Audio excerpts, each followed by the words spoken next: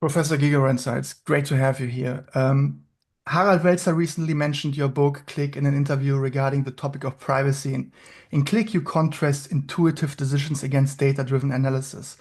I personally first heard about your work from Jane McGonigal back in 2017 when she forwarded me your article, Cassandra's Regret, which is a wonderful addition and alteration to Cassandra's Curse. And in it, you explore the psychological, social, and structural factors that prevent societies from acting on accurate predictions.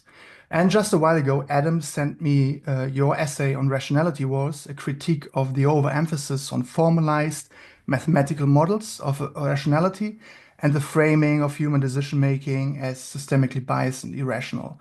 We will add links beneath the video for those articles. So, your work is indeed meaningful to a lot of people in very different contexts. And I think that's the best one can hope for if you are devoted to the sciences, to Wissen schaffen, to knowledge creation. So, Professor Gigerenzer, it's an absolute privilege to have you here.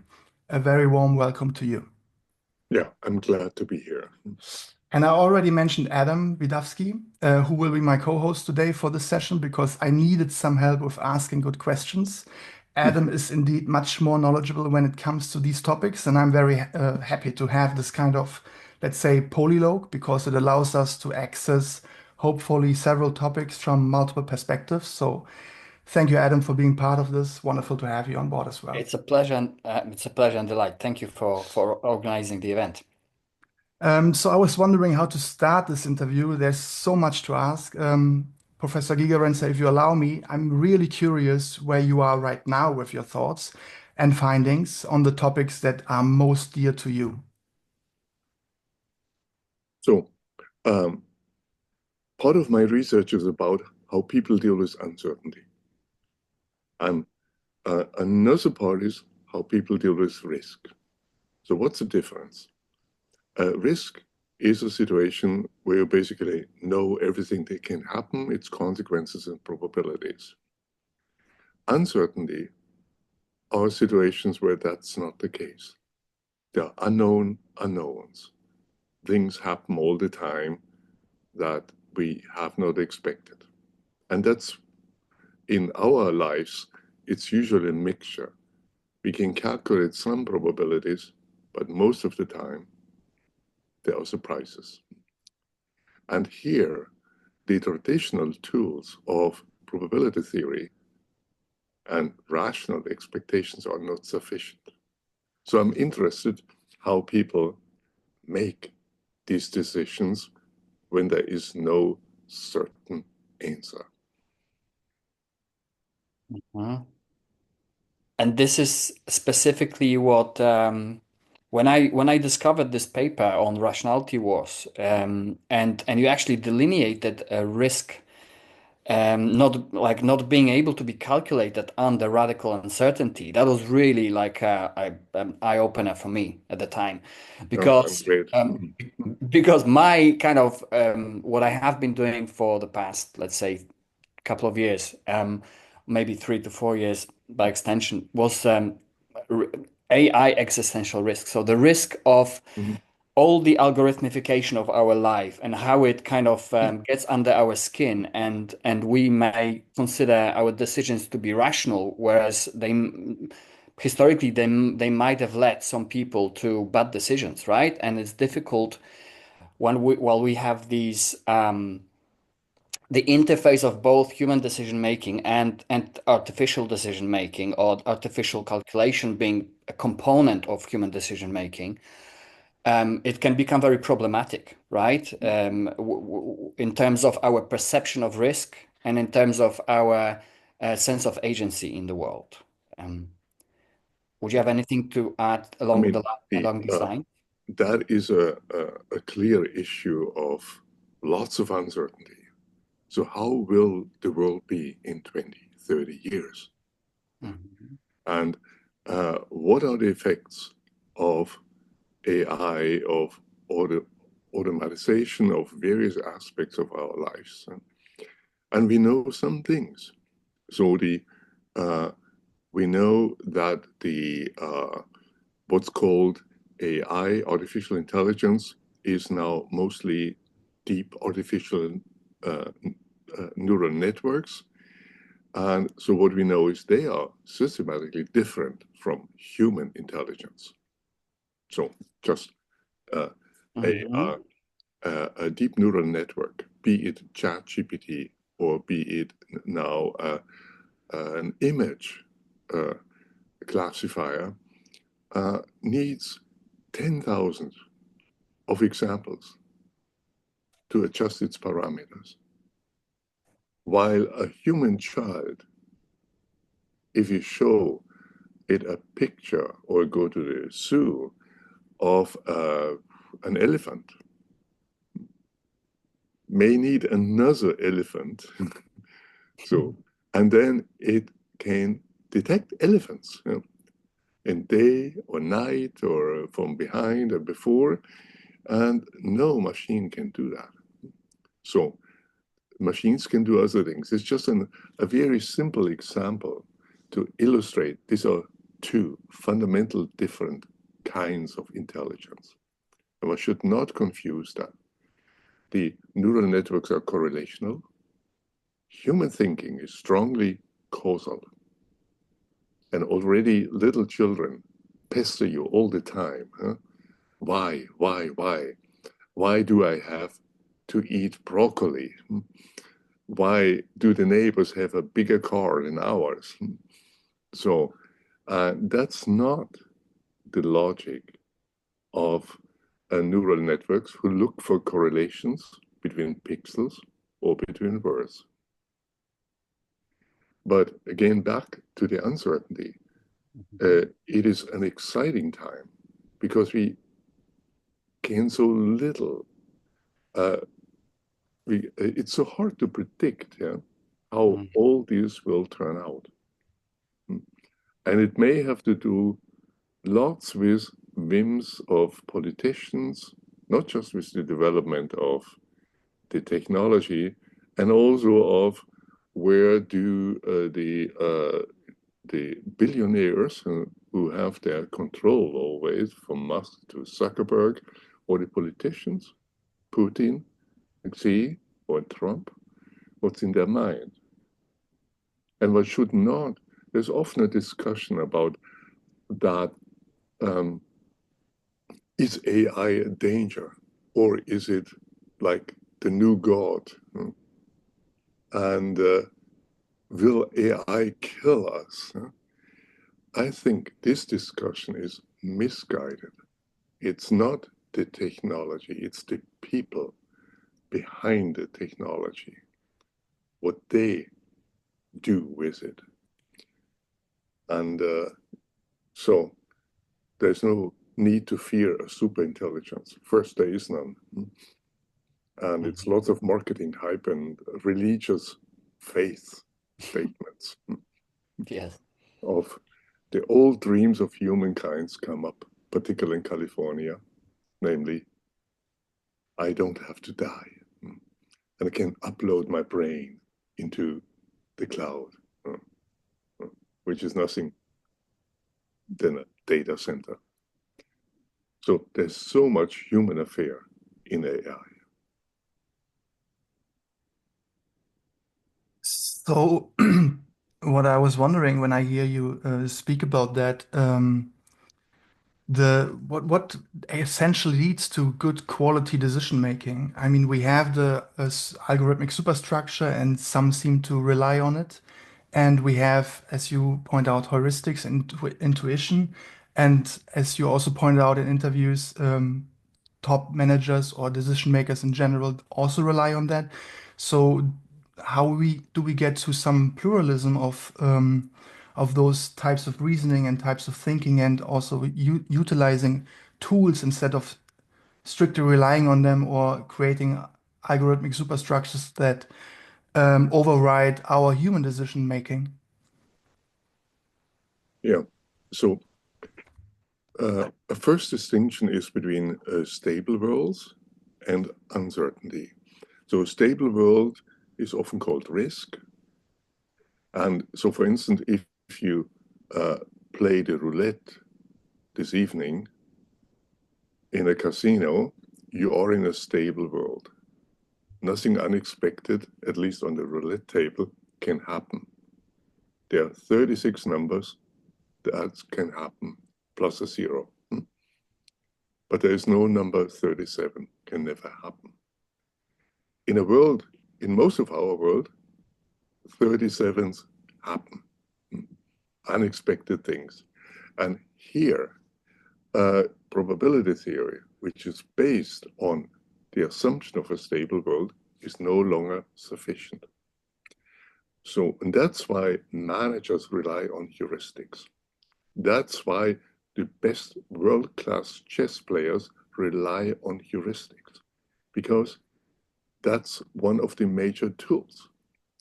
And it's a misunderstanding that has been propagated through the so-called heuristics and biases program, that heuristics would be linked to biases. While, of course, heuristics can lead to wrong decisions, but to right decisions. But there's no choice. If you try to optimize in a world under uncertainty, then that can lead not only to biases, but to massive damage. As we have seen in the years leading to the financial crisis of 2008, Robert Lucas, one of the most famous macroeconomists, 5 years earlier, he said in his presidential address to the economic society that the problem of depression has been solved, and more or less forever, by macroeconomic models. And these models were all models about risk, situations assuming stability. And 5 years later, something happened in the world that was unexpected, and the models not only did not predict it, which is difficult, but they suggested a certainty that was an illusion. See? So what I want to make clear, it's important to distinguish situations with considerable uncertainty. And uncertainty, as I use it, is something that cannot be tamed by probability theory. Yeah. Like the predictions that we have today. What will happen? What will be the impact of AI? How will the war in Ukraine end? Good luck making a prediction. There are some scenarios, and what to do. So the first important distinction for making good decisions is there a situation where I can calculate some probabilities, and what's the part of the situation that's uncertain?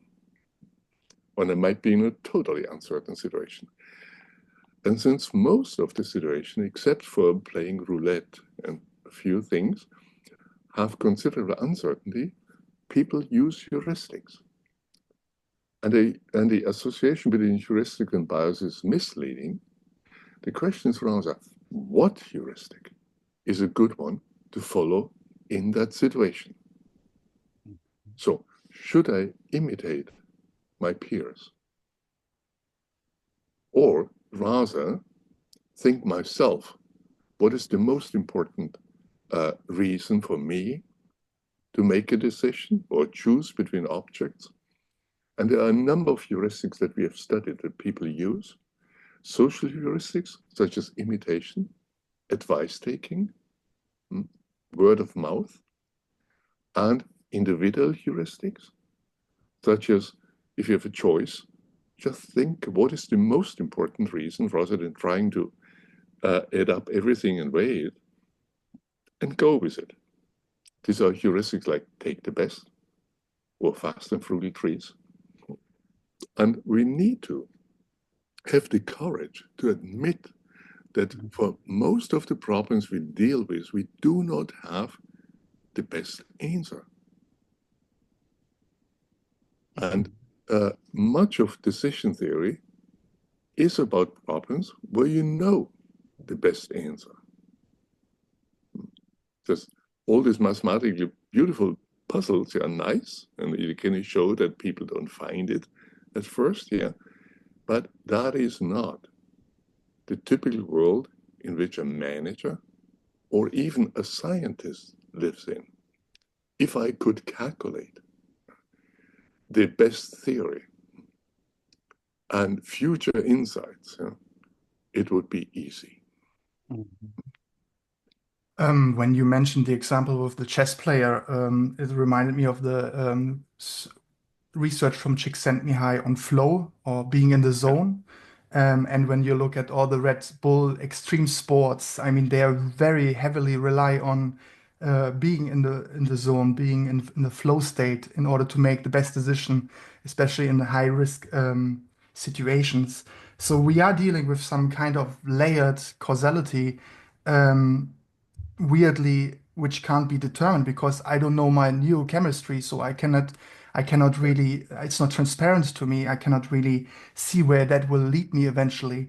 And as well with when we are speculating about images of the future, it's not necessarily being we can't determine it because it hasn't happened yet. There is still there are too many factors to be to consider. So, but on the other hand, to use the example of an HR department, I don't think that they either relying on their algorithmic information or on their intuition make proper decisions. So again, coming back to this dilemma, what needs to be part of the pluralism to arrive at qualitative decision making that is different from what we see everywhere around us right now. Yeah. I wouldn't call it qualitative because usually qualitative is opposed to quantitative. You need both. It's the same thing, We live in too many oppositions, So so intuition is opposed to reason. That's another big error. You need both. Going back to the chess players. So the best chess players like Judith Polgar or Magnus Carlsen said explicitly that their success is due to their intuitive play. But one should not now think that intuitive is arbitrary. No, they have been studying chess, books, and games for years. And it's a mixture. If you're an expert on something, then you can have good intuitions. And you feel that you should do something or not. But you can't explain it. That's the definition of intuition. Years of experience with the subject matter. Quickly, you have an idea what to do, but you cannot explain it at the moment.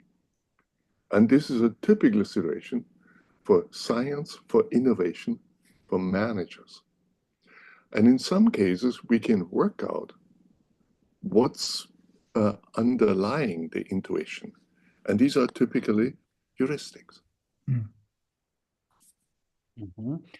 Like for me, coming from the philosophy background and kind of really interested in the history of epistemology in the West, when I was reading your paper, and when you so cleanly, like you clearly state that logical rationality is like a subdomain of ecological rationality. Well, you just said that to eradicate, to avoid that these false dichotomies, right? Which really make people into like black or white thinking. For me, the story was I always liked the philosophers of life. So essentially, ecological thinking, Hegel, Nietzsche, and all of the Kierkegaard, perhaps, like all of the thinkers who weren't scared of the messiness of human life.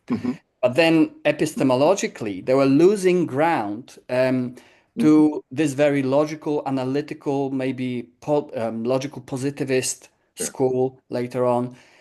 And myself trying to studying my favorite philosophers in English language at renowned English speaking institutions, it seemed slightly like a losing game, to me, because I had to articulate my ideas in this very analytic language, which taught me a great deal of how to, propositionally articulate things. But at the same time, it became so reductive in the process that it really deterred me from pursuing further career at the academia.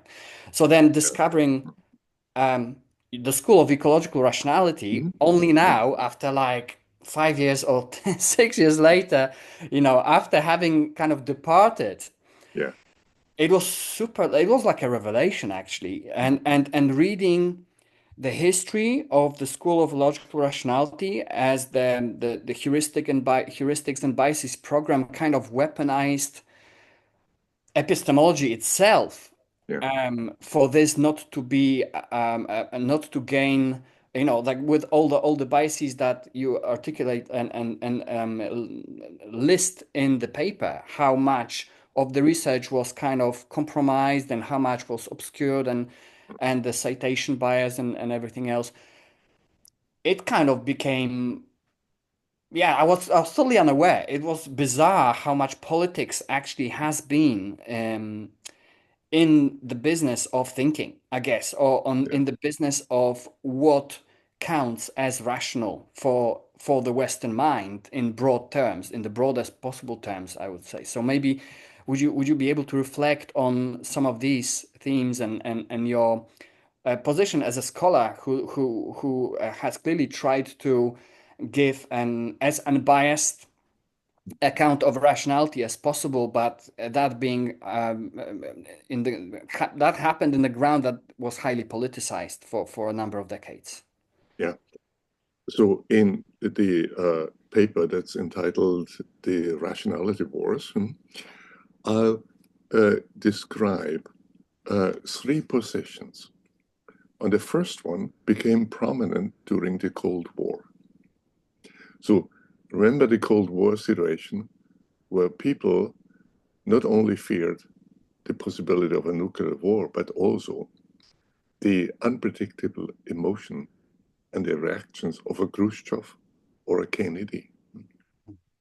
And so the hope was that there could be a logical rationality purified from emotions, from any basically human thing, that would guarantee the safety of the West, at least.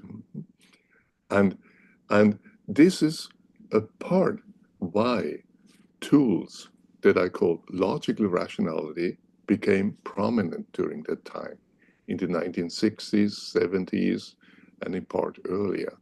So tools like probability theory, expected utility maximization, the consistency axiom, backward inductions, or equilibria, where everything is stable and we're all safe.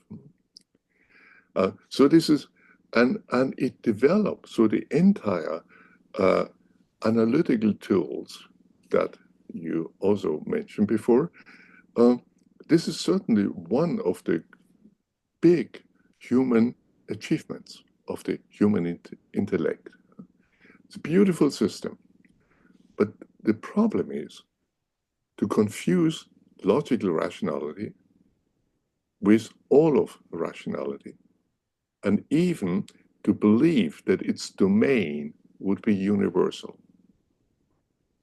Its domain is small, little, well-defined problems where you know the state space, nothing unexpected can happen, no number 37 on the roulette wheel, and where the world doesn't change. That's the ideal situation for logical rationality. And interesting, in the 1970s, counter movement came up called the Heuristics and Biases program, which took logical rationality even more seriously than the mathematicians, statisticians, and economists who feature, and also part of philosophers who featured logical rationality and knew its boundaries. But the psychologists, and headed by Danny Kahneman, Amos Tversky, and their followers, they took logical rationality as a description of human thinking and showed that the description isn't correct. That was their game. While economists such as Milton Friedman never said it would describe human, so expected utility maximization would describe human thinking. No, he said it's just an as-if theory. It's a methodological convenient tool. He was one of the universalists. He said, oh, it's a tool for everything. While others, like Jimmy Savage, the founder of subjective expected utility theory, always was very cautious and said, my theory is only for small worlds. And he said, what's beyond it is uncertainty. And he didn't give many examples. One example he gave, planning a picnic. That was already outside of his theory. And just think about how expansive the serious domain has been made. And the other one was interactability, playing chess. Yeah. You don't get anywhere with optimization in chess. And so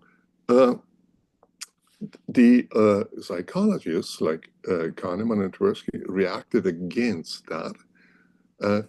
And by presenting the theory, logical rationality, as a description of the human mind, and showed that people systematically developed. So I have no problem with the statement that people systematically deviate from logical or consistency axioms. Yeah. And but I have a problem with taking the theory, logical rationality, as universally valid and blaming humans whose thinking deviate from some logical axiom as having a bias or making an error, or even as others, not Kahneman and Tversky, as others said, irrational and predictable irrational. So what the heuristics and biases program did, as I said, it accepted logical rationality as the norm for everything and just showed that humans are not up to it. That was acceptable for a large group of economists because it didn't threaten their theory. It only showed that people are not always up to it. But that was no, in a sense, before. So when in the 1990s, my own research group started to look at these issues, then the first important point was to deviate from the idea of logical rationality as a universal tool. And also consider that logical rationality has no content, no context. So in that sense, all the human sensibility to context, how you phrase a word, and to the context of, so the pragmatics, they're all gone, all outside, and are often misinterpreted as errors. I think that human intelligence evolved to deal with uncertainty and not with the situations of risk, where you already know the right answer. And so we developed a program of ecological rationality that followed Herbert Simon's idea of bounded rationality, in particular his idea that in order to understand behavior, you have to look not only at cognition, but also at the environment. So he called this the pair of scissors. The question is how they match. So that's consistency for instance, which is the bedrock of classic rationality, is sometimes useful, but sometimes not. And after all, you can be consistent but totally wrong. Ecological rationality is about success in the world. And it is much harder to study because you need to, for instance, show that a certain group of heuristics in a human adaptive toolbox, say social heuristics, imitation, you need to answer the question, when is imitation a good idea and when not? While in logical rationality, that question, the ecological question, is never posed because the laws of probability, that's it. Right. And sorry. Yeah. So that opens up a more psychological, a more ecological view, and a more humble and modest view about human rationality. If you are inconsistent, I'm not there to blame you immediately. I have to find out what that means. If you're, to make it very simple, if you're inconsistent with your friends by telling them, that's probably doesn't pay out well for you. But if you're consistent with your enemies, you might lose the war. Mm-hmm. So I have been very much fascinated by ecological rationality, and it is and also the challenge that it provides. And we also use mathematics. We use formal studies of that in order to get in structure. And we have done some proofs. For instance, you can prove what is the situation where relying on a single reason cannot be beaten by an entire multiple regression. And that helps to understand. And then you look in the typical situation where people make decisions and you find the conditions are often there. So if a person just looks at the best reason and ignores the rest, that may be actually a highly efficient strategy and not a bias. So these are examples about studying the adaptive toolbox of people and also institutions, what's in it, and also their ecological rationality. Mm-hmm. Would you say, because I'm not sure about in the Cassandra's regret paper, you did touch on self-deception, but only in the passing, because that was kind of willful ignorance, I think, within the context of that. Mm-hmm. And some of my work has been to what extent self-deception is also adaptive, and to what extent it becomes actually maladaptive, because it tilts the decision making. Right? Is there any work you've done within this area specifically as well? Yeah. The key point is again, basically no behavior or no judgment is per se good or bad. You have to judge it. And here in this paper on Cassandra's regret, I deal with the phenomenon that people often don't want to know. Mm. So the standard view of human intellect is, the more information, the better. Particularly if information is cheap or doesn't cost anything, then you should not leave anything on the table. Know everything. But if you look at humans, they often don't want to know. For instance, in another study that I published more recently after the Cassandra's regret, we asked fathers whether they have done a DNA test to find out whether they are the biological father of their child. That, by some arguments, could be said everyone should do that. Particularly, some evolutionary theories suggest that you shouldn't invest in the biological offspring of another man. So there are a number of theories, but in a large survey we did in Germany, a representative study, and in Spain, only about 4% of fathers said that they did a DNA test. Most said they don't want to know. If so now you could say that's irrational. They would rather be deceived. But you also could make the argument that this is quite reasonable, because just think about what would happen if the test would show that you're not the biological father. And how will you live with that experience? And is it so important that you're the biological father?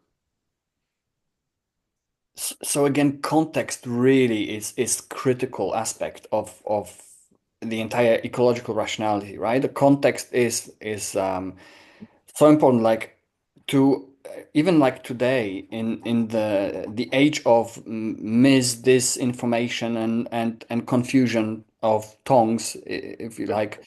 It seems like common knowledge to really value context and to consider context in the sense how we judge the information we receive. So having what Friedman and company try to profess that that context is irrelevant, like the logical rationality doesn't seem to have much legs to stand on right now in comparison to ecological rationality, which works trans-contextually. It works across contexts, right? But at the same time, it seems that the cart is speeding at such a speed with all the big tech and all the logical rationality already being embedded in the machine, that it seems that we can have these conversations, but it's very difficult, it seems to me, to evangelize ecological rationality. I don't know what your experience has been, but recently I had a conversation with Dr. Roger Miles, and he kind of he said it's quite a difficult topic to come across to put across to people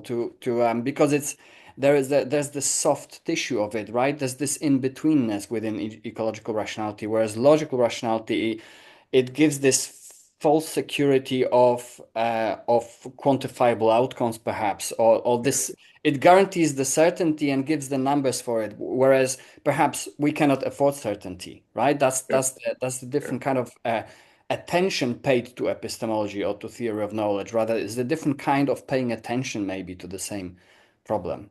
Yeah, right. Once again, the illusion of certainty and the desire to know the right answer. And when you allude to AI, actually, deep neural networks are highly context sensitive. They are not, in that sense, logical machines. So you change the prompt to ChatGPT, you get a different answer. Mm-hmm.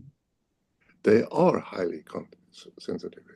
Also, in machine learning, very few people still believe that you could find the optimal solution to every problem.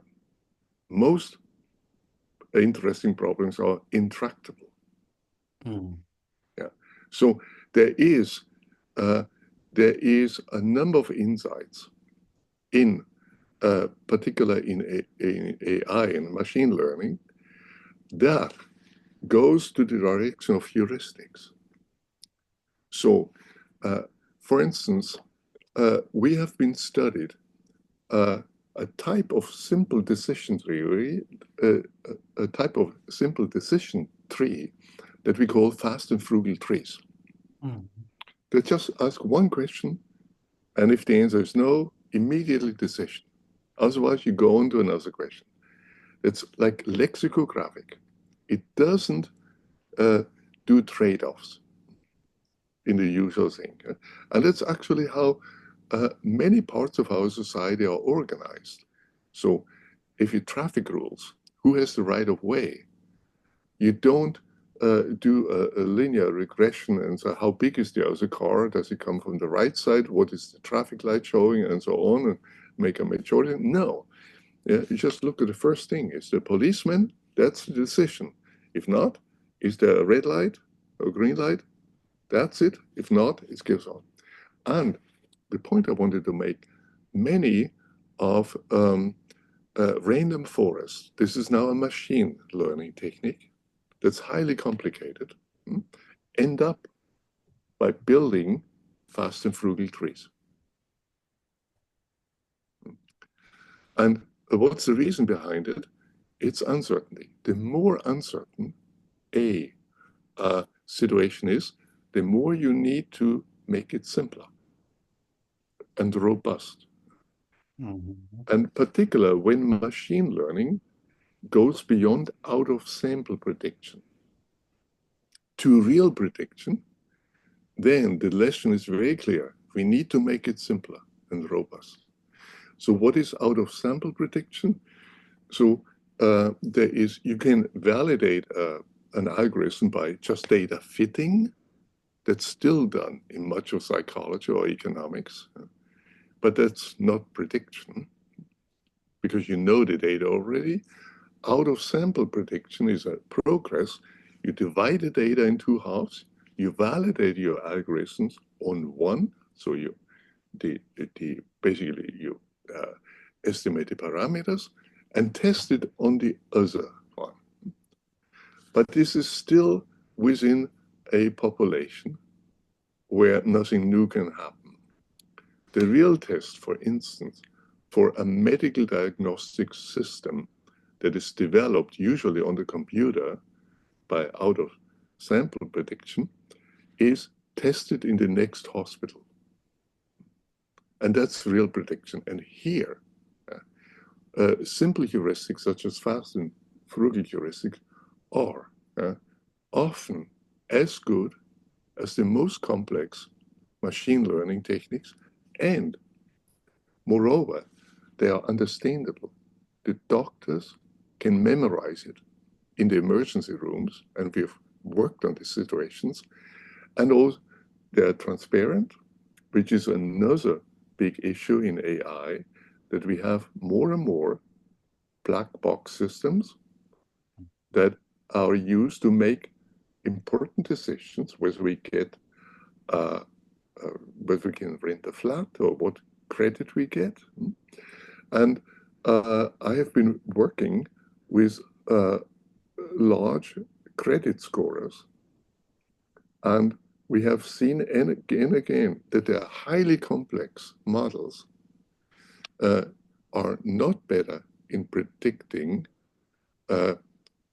credit behavior than simple heuristic that may look at only 10 instead of 200 variables and have a very simple scoring rule.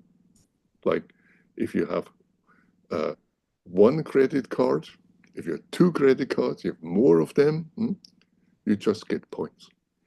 And this insight that there is actually a transparent form of AI in many situations of uncertainty that can reduce the mistrust of people not understanding what's done with them. That is, I think, an important future of AI to go. Thank you for this. I will hand over to Daniel next. I just want to touch on this quickly on this point, because these less is more heuristics. Yeah. These are algorithmic by definition, right? Because it's a protocol that's run. I'm wondering about your own definition of algorithm in this context, in the case of these fast and frugal heuristics program. Yeah. So a fast and frugal heuristic is we usually try to formulate it as an algorithm that can be run in a computer. So if the heuristic is extremely simple, for instance, take investment. You have n assets, a number of n assets, and you want to distribute your money. So there is Markowitz Nobel Prize winning mean variance portfolio. It's an algorithm where you have to estimate lots of parameters. And then there's on the other side what when Harry Markowitz invested his own money, he didn't use his Nobel Prize winning optimization method, but a simple heuristic that is called 1/n. That means divide your money equally. So if you have two options or two assets, 50-50, three, a third, and third. So both are algorithms. You can both simulate them. And studies have shown that in the real world of finance, in the stock market, most of the time, the simple algorithm wins. And the ecological rationality question is, can I identify the situation where less is more? And here, one obvious factor is the number of assets you have, because the more of them, the more parameters you need to estimate, the more estimation error you have, while with 1/n, there's no parameter to estimate. You basically don't need any data. So this is an example for less is more. And we have discovered this phenomenon, less is more, that shouldn't happen, and that don't happen in a stable world of risk, but they happen in a world of uncertainty. And this is also why humans often ignore information, and that can be the most rational decision to do. Not just because it saves time, but because you actually make more accurate investments or inferences. I know that Adam has a final question about forecast, but if I may add to that, do you think that tools, I like to play with cognitive tools, do you think that the cognitive tools in general, where we learn to situate learning experiences for temporal innovation, contrafactual thinking, or various playful modalities to feel more comfortable with uncertainty and to learn more about risk literacy, do you think that this will help us to get again better towards dealing with uncertainty and the unknown and unknown unknowns? Yeah, yes. I'll give you one example. I have been for decades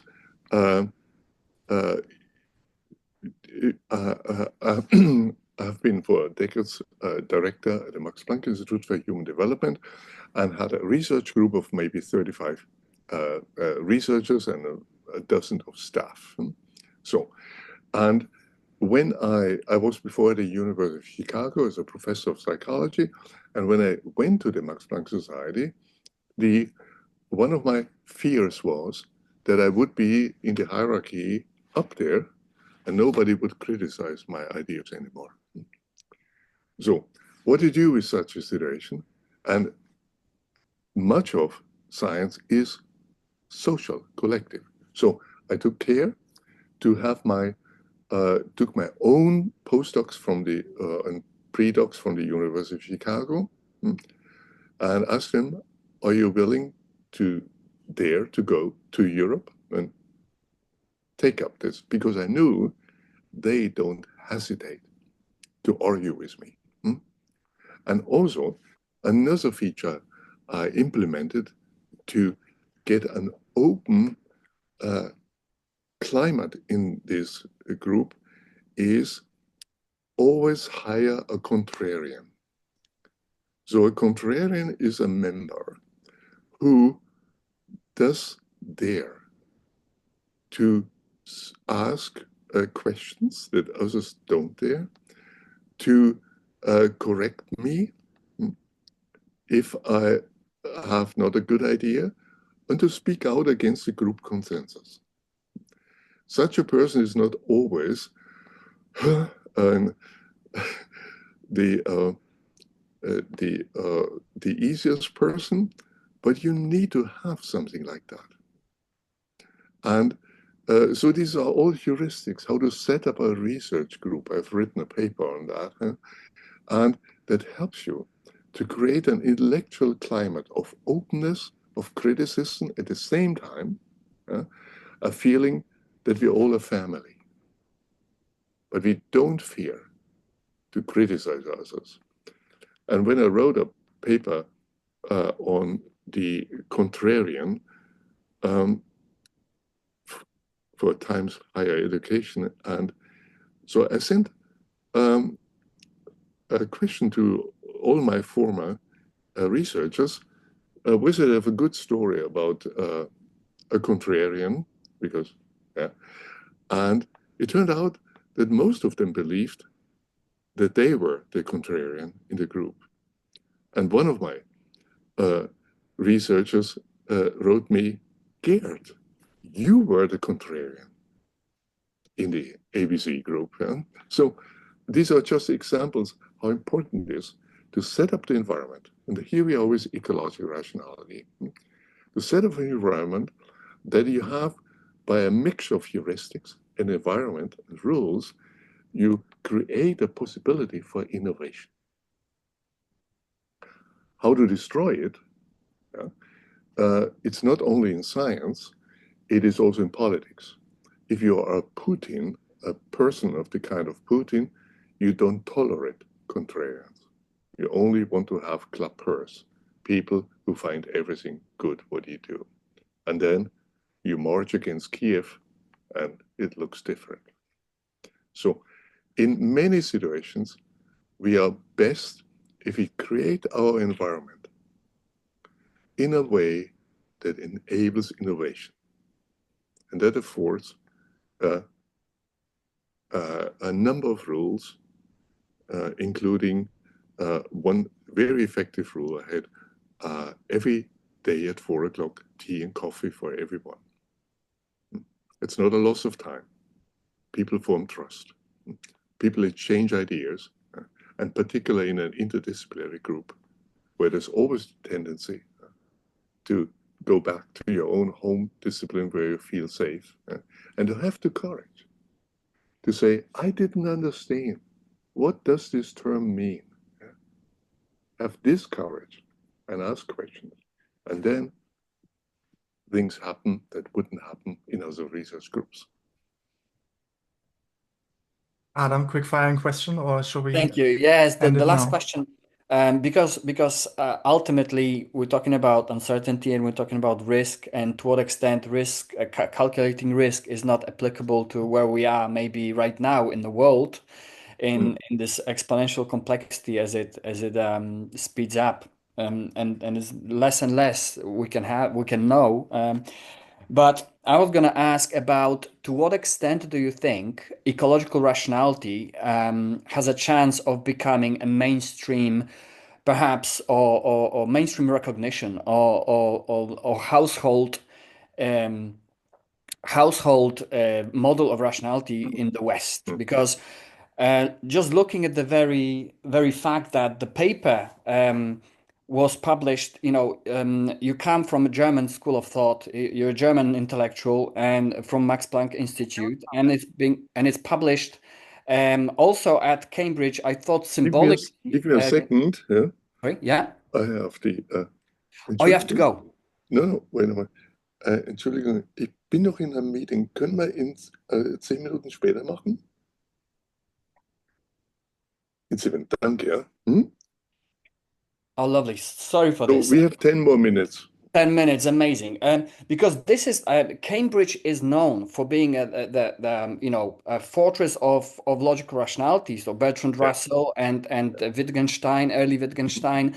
So the very logical positivism, which is kind of countered by ecological rationality, comes from the same institution that is now publishing your paper, and interestingly, well, also, I'm Polish and we're all talking in English today. So perhaps looking back at history and where we are now, and how intellectuals kind of are willing to forgo maybe old divisions and old dichotomies, and kind of realizing we're in one boat with all this uncertainty, and in a reality where it's increasingly obvious that we cannot simply calculate the odds. of the future, what is your sense, I would say, rather than what is your educated guess, scientific guess about the value and the currency of ecological rationality for the future in 10 years, in 20 years' time, and so on? Yeah,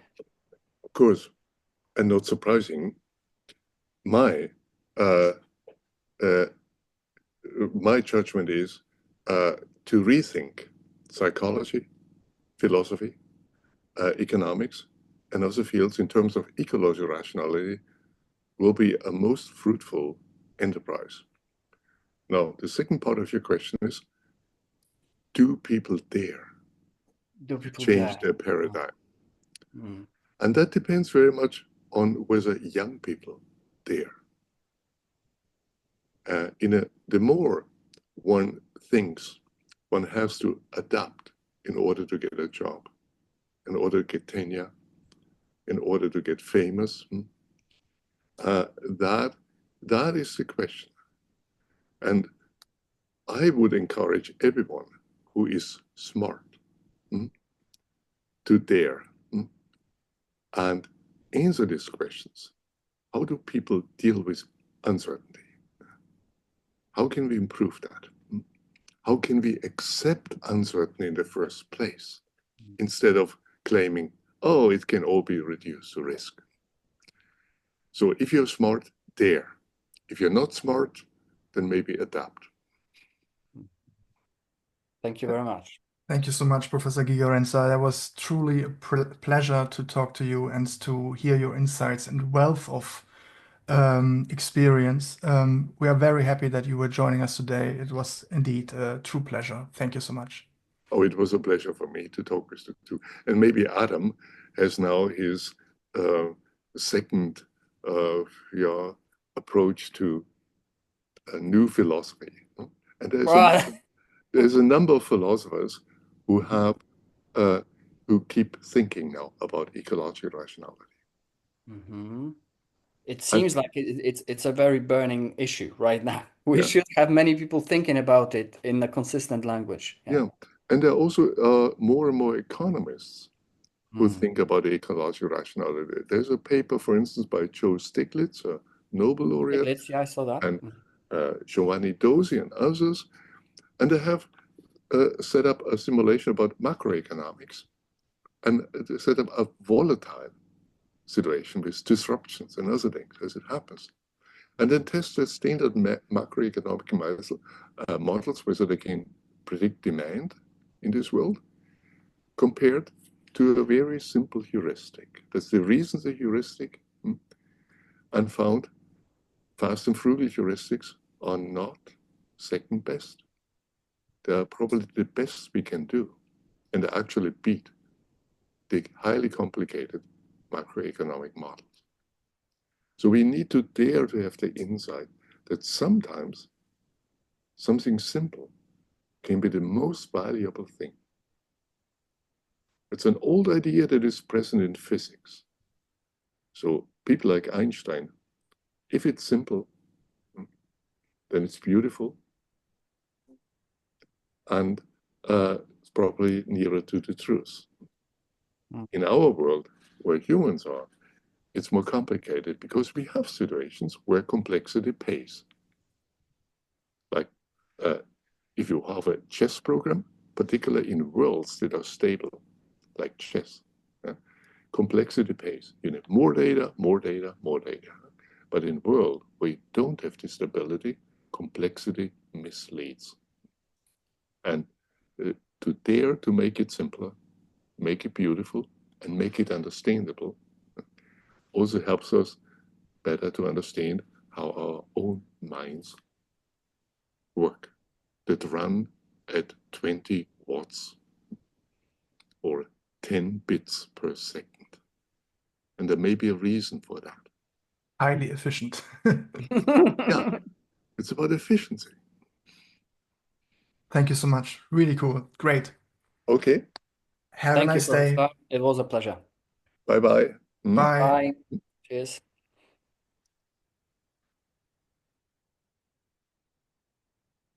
Here we go. Wait a second.